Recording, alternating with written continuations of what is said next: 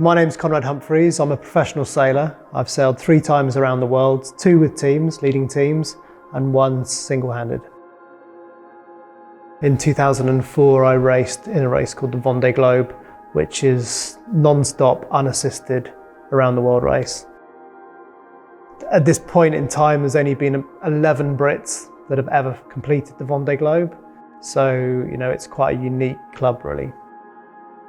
Having sailed and raced around the world and visited some of these kind of unique and remote places, I certainly feel quite close to the Robinson Crusoe story. I think we've all looked at these desert islands and thought, what would it be like to be stranded on a beach like that?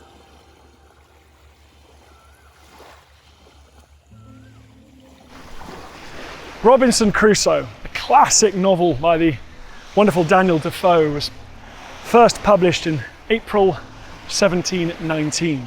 The first edition actually claimed to be by someone called Robinson Crusoe. Defoe planned it as a ruse to make sure people would think it was actually a true story, but it wasn't. It was a fictionalized account of what was not an uncommon experience by seafarers in those days, being marooned on an island following shipwreck or misadventure. And there were plenty of examples around, but the one that we suspect Defoe really drew upon was a Scotsman called Alexander Selkirk. He spent 4 years on an uninhabited island in the Juan Fernandez Islands off the coast of Chile. Today, it's known as Robinson Crusoe Island.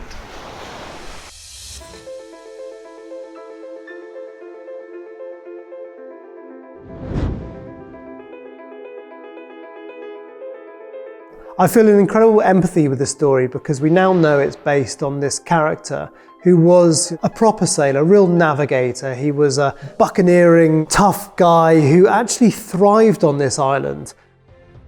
Alexander Selkirk was born the 7th son of a shoemaker in Lower Largo in Scotland. He was a kind of troublesome, unruly child, would often quarrel and fall out with his brothers and sisters. He ran off to sea and he spent much of his early life as part of these sort of privateering, buccaneering groups that would go out and recover other vessels and then, take their crew, take their goods. Privateering was a sort of legalized form of pirating because at the time we were at war with Spain. It was a great way of making quite a lot of money from their time at sea, and of course at a time when they weren't spending much money either. The sort of person that would be attracted to a privateering sort of gang, if you like, are going to be the Alexander Selkirks, those that are a little bit wayward, those that know how to deal with themselves. They're tough, they know the risk that they're getting into. There's no real surprise that he probably went into that role given his background. When I was 19, I fled off down to South America and joined a Russian team, a Ukrainian team actually, and raced in a race called the Whitbread Round the World Race, which was at that stage the sort of preeminent round the world race. And that was my sort of baptism to ocean racing. I got a real feel for the Southern Ocean. My early experiences were in Exmouth. I was one of 4, youngest of 4. In the summertime, I used to take myself down to the sailing club and sail with the local community there, and got pretty competitive at sailing, and that led on to doing national championships and world championships, and by the age of 16 I won the junior world championships in the cadet class. Because I was the youngest of 4, I was always quite independent, and I loved the independence that sailing gave me. I mean, sometimes, my mother would come down to the sailing club thinking I'd be there, and I'd be 5-6 miles away out at sea, just on my own. It teaches you so many different things, so it's a physical sport. You've got to be fit and strong, but also, you've got to think about the weather, the wind on the water. So you're using, your mental strength as well. There's an endurance side to sailing. So when you're deeply fatigued, hungry and so on, you find another sort of level of stamina. It's an environment where, you can see so much, you can explore the world, which is why So many people ventured from these shores and travelled the world because it was the medium with which you could go and really see some incredible places. Alexander Selkirk had been at sea for a couple of years, and he found himself as navigator on a vessel called the Cinque Ports under Lieutenant Thomas Stradling, who was the captain, who was 7 years his junior. They were sailing from Cape Horn up the coast of the Chilean coast, looking for other vessels that they could take over. Alex is a bit of a hothead. He doesn't always kind of toe the line. The boat itself is having problems. It's leaking. He thinks it needs to be repaired. They're sailing towards an island called Tierra. It's in the San Fernando archipelago. They ended up falling out at this point, having a pretty bad argument on board. And he's bluffing. He's saying to him, just drop me on the island, leave us there, hoping, in fact, that a few of his men will come with him. And of course, what Lieutenant Thomas Stradling does is drop him there, and none of his men join him on the boat. He's called it wrong, and he's now begging to get back on board.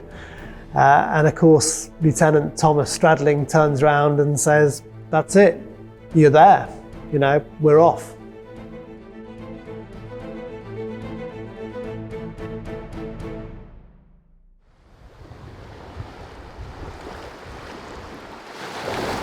Initially, Selkirk hung out right on the beach, staring out to sea, hoping for rescue. He survived off plentiful spiny lobsters, but apparently he was lonely, he was miserable, and he was terribly scared that he'd be on this island forever. Things, ironically, improved when he was chased off the beach into the interior by a band of marauding, raucous sea lions. Once inland, he discovered quite a lot more food. There were some feral goats that had been left behind by some previous sailors that had visited the island. There was some cabbage, some turnips, there was even some indigenous peppercorns, so he had some spice as well. It was a bit of a problem. At night he was attacked by rats, but he managed to domesticate some cats that were knocking about the island, and they kept the rats at bay.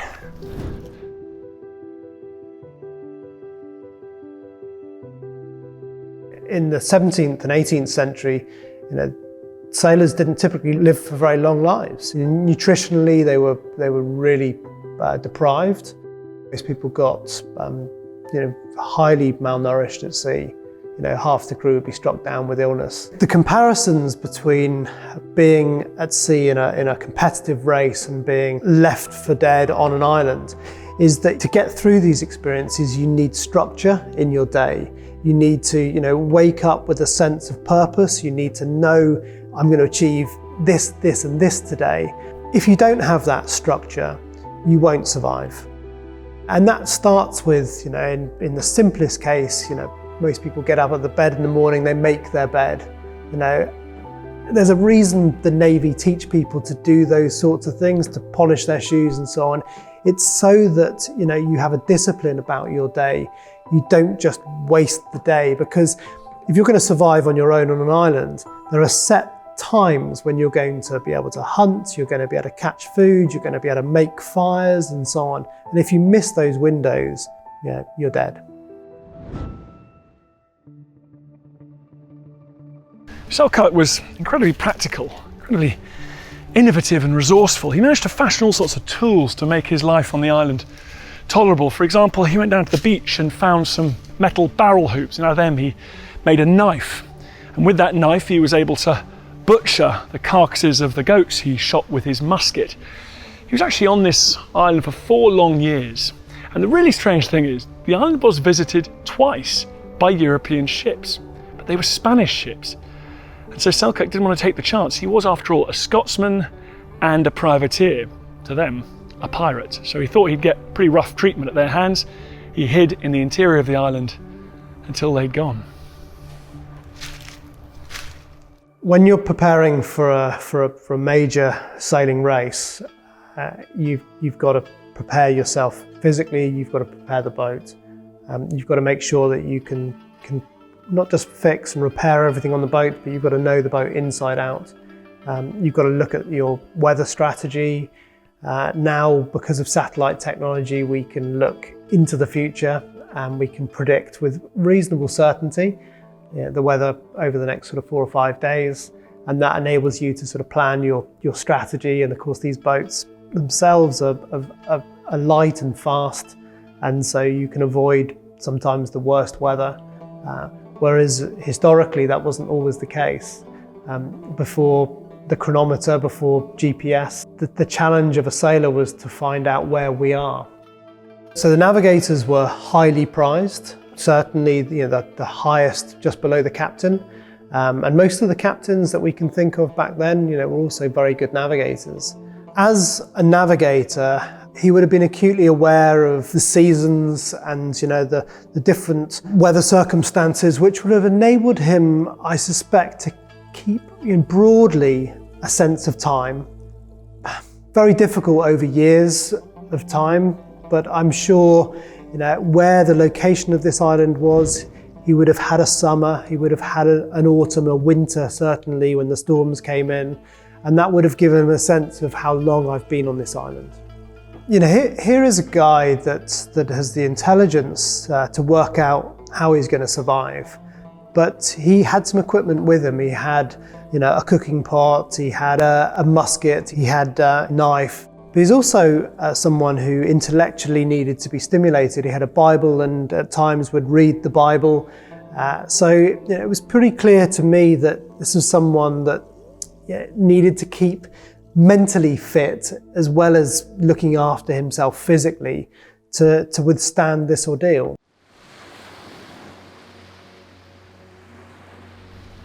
It's fascinating to put yourself in the position of Selkirk. On the one hand, on the island, he was pretty secure. He was safe, he had enough food, he'd worked out how to survive. But he was miserably lonely. He was on the other side of the world, isolated, alone, far from anyone he loved or knew. He thought about them all the time. Had they given up on him? Had they moved on with their lives? He faced choices.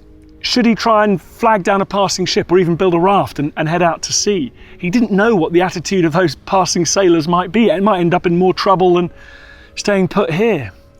Should he swap the safety of this island for the chance of getting home? I don't know what I'd have done.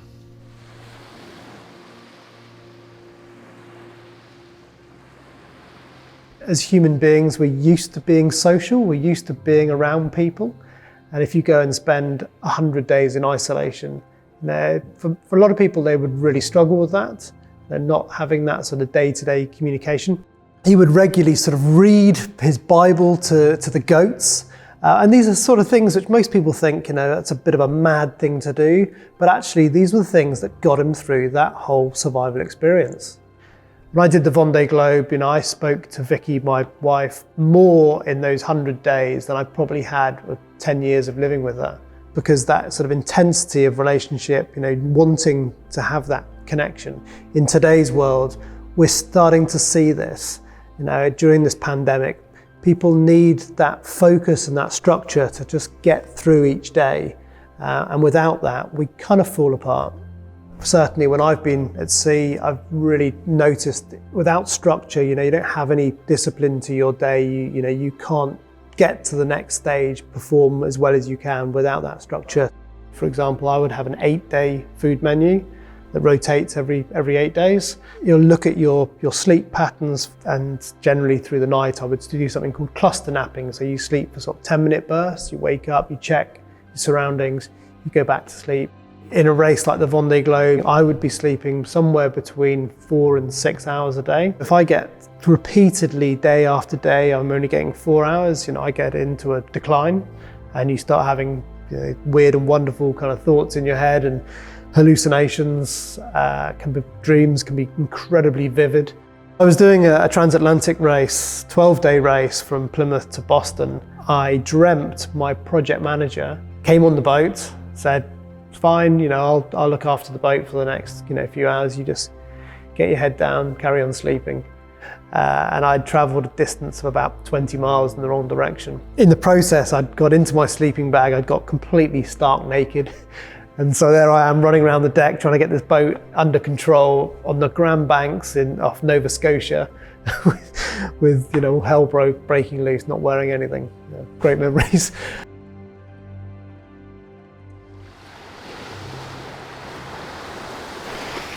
We know about Selkirk's story, of course, because he survived. He was rescued on the 2nd of February 1709. Two British ships, the Duke and Duchess, one commanded by Captain Woodes Rogers, arrived in the Juan Fernandez Islands. After 4 years and 4 months, Selkirk got to talk to a human being for the first time. He was ecstatic. So after 4 years and 4 months on the island, there was one morning, a particular gloomy day, when he was looking out to sea, he spotted a ship. The ship came to the shore. He raced down to the water's edge, and as they rowed ashore, he met up with the crew. He went off, he helped them recover some goats and some food, and when he went back on board the ship, the captain, Woodes Rogers, recognised him. And although his speech was, hadn't spoken to anyone for 4 years, was largely kind of washed up and a bit broken, there was a connection. And he realised that this kind of bearded, animal of a guy who'd been sort of living on this island chasing goats was Alexander Selkirk. And, he was saved. So Woodes Rogers helped Selkirk initially. He gave him clothes, he gave him food and so on, and clearly listened to his story. He was really taken by him, so much so that he made him a navigator. And in fact, they spent the next 2 years up and down the Peruvian and Ecuadorian coast, plundering Spanish galleons. They became incredibly wealthy during that time. So much so that when they arrived back in the UK, Alexander was almost famous, and his story was being written about. In fact, Woodes Rogers wrote an account of his story. Defoe never explicitly says that the story is based on Selkirk, but there's this picture in the book of a man standing there dressed in goatskin clothing, and you kind of get a real sense that actually it was Alexander Selkirk that he based his story on.